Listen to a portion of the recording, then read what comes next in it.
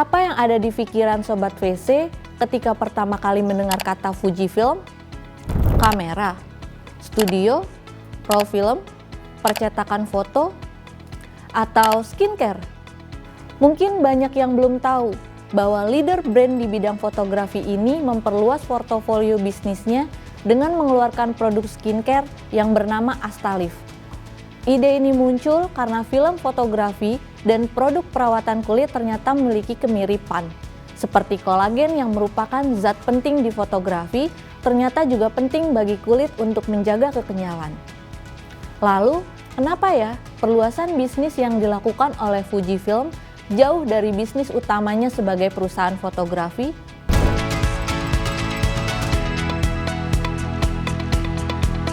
Fuji Photo Film Co. Ltd. didirikan sejak Januari 1934 dan berkantor di Tokyo.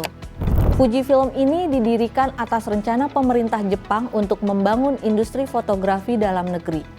1 bulan setelah resmi didirikan, Fujifilm membangun pabrik di Ashigara, Jepang. Pabrik pertama itu memproduksi roll film, kertas foto, dry plate, dan material untuk keperluan fotografi lainnya.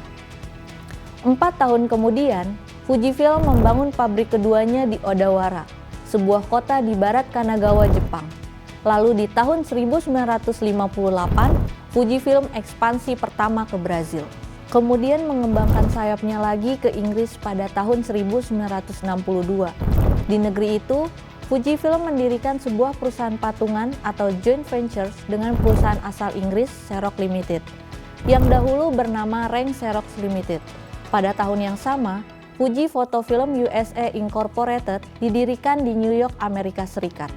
Fuji Photo Film selalu unggul karena memiliki teknologi untuk memproduksi produk unggulan yang mampu mendorong penjualan.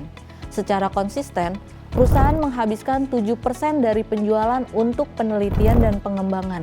Karena investasi tersebut, Fuji mampu mengenalkan film lebih cepat dengan warna yang lebih cerah. Tahun 1966, Fujifilm hadir di Düsseldorf, Jerman sebagai pintu masuk ke pasar Eropa. Perusahaan fotografi ini terus melakukan ekspansi hingga ke Indonesia. Kemudian, pada tahun 2000, Fujifilm dipimpin oleh Shige Takakomori. Shige Takakomori yang baru setahun menjabat sebagai CEO Fujifilm pada 2001, harus menerima kenyataan bahwa bisnis fotografi analog tak lagi seksi. Hal itu membuat penjualan kamera analog dan roll film Fujifilm turun 10% pada tahun itu. Penjualan terus turun dari tahun ke tahun. Pada 2004, penurunan semakin dalam hingga 25%. Tanpa perubahan yang besar, Fujifilm terancam karam. Komori pun melakukan berbagai upaya. Di antaranya adalah memangkas biaya hingga 500 juta dolar. Ia juga menghentikan operasional sejumlah pabrik. Sekitar 5.000 karyawan kehilangan pekerjaan. Lalu ia menyadari bahwa efisiensi saja tidak cukup untuk menyelamatkan perusahaan. Ia menyadari bahwa bisnis tak bisa mentok hanya pada satu lini dan bertahan dengan itu. Ia perlu memikirkan bisnis baru untuk dirintis. Upaya diversifikasi produk dan pasar lebih agresif jadi pilihan mereka. Diversifikasi memang bukan barang baru bagi Fujifilm.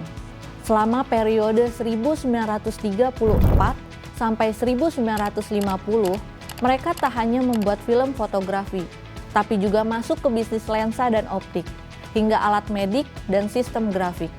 10 tahun setelahnya, mereka masuk ke bisnis mesin fotokopi dengan mendirikan Fuji Xerox, dan dekade berikutnya ekspansi ke penjuru dunia dan mengembangkan produk X-ray hingga kamera digital. Komori dan timnya kemudian menemukan fakta bahwa astaxanthin, bahan kimia yang selalu dipakai untuk mempertahankan kualitas warna pada kertas foto, memiliki khasiat yang juga baik bagi kulit. Zat kimia itu bisa mengencangkan kulit dan mencegah kekusaman. Tahun 2006, Fujifilm meluncurkan produk perawatan kulit bernama Astalif.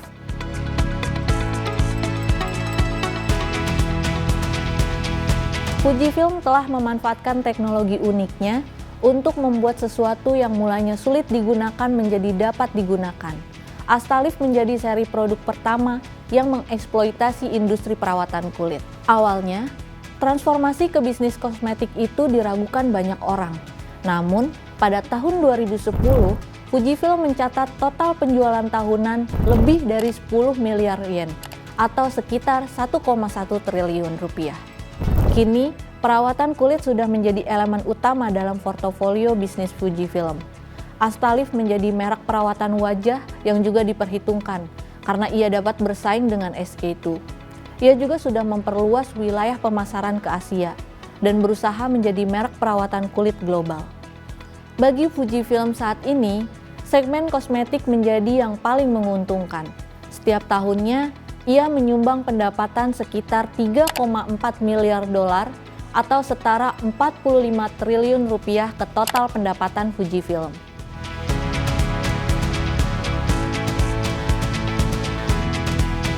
Di balik kesuksesan diversifikasi produknya, banyak pertanyaan yang muncul. Bagaimana membuat bisnis yang telah memiliki branding yang kuat di suatu bidang, tiba-tiba memperluas ke bisnis lain yang jauh dari bidang utamanya? Pada dasarnya, sah-sah saja apabila kita ingin melakukan perluasan usaha yang berbeda dari brand image awal. Namun perlu diingat, Sobat VC harus memiliki value dan point of differentiation yang kuat, sehingga dapat menancapkan positioning Anda dan dapat bersaing dengan brand-brand yang sudah terlebih dahulu menjadi market leader. Lalu, kenapa Fujifilm menggunakan namanya yang sudah menjadi top of mind pada industri fotografi? Kenapa nggak buat brand baru? Dibanding membuat brand terpisah untuk produk perawatan kulitnya, Fujifilm dengan berani menggunakan namanya sendiri. Ini menjadi unique selling proposition yang kuat bagi Fujifilm, yang memiliki latar belakang perusahaan teknologi canggih. Branding yang dilakukan ialah membuat skincare dengan teknologi canggih yang selama ini mereka kembangkan untuk membuat film dan perangkat fotografi. Banyak yang meragukan inovasi bisnis ini, baik dari dalam perusahaan maupun dari masyarakat. Namun, ini justru dibaca sebagai poin plus oleh Fujifilm. Ketidakyakinan masyarakat ini berujung pada rasa penasaran sehingga merek dan produk barunya akan makin banyak diperbincangkan. Kedepannya, perusahaan tetap optimis dan akan terus memanfaatkan DNA film fotografinya untuk mengembangkan produk perawatan kulit dan memberikan efek terbaik bagi penggunanya. Sobat VC, bagaimana pendapatmu mengenai diversifikasi bisnis dari Fujifilm ini? Jangan lupa untuk selalu nantikan video bermanfaat dari PNM Venture Capital. Kira-kira Sobat VC mau beda bisnis apa lagi ya? Yuk tulis di kolom komentar.